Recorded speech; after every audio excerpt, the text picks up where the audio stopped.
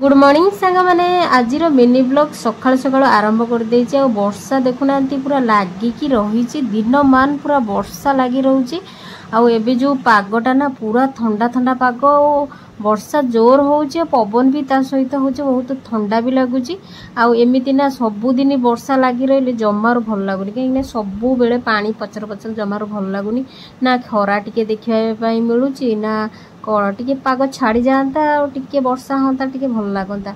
सबुदिन any time वर्षा लगी रोचे पूरा से जमार भल लगुनि। देखुना केते सारा पानी हो गलानी आम आगटा जो गेट आगे केते पानी दे पूरा आंठी आंठी पानी हम।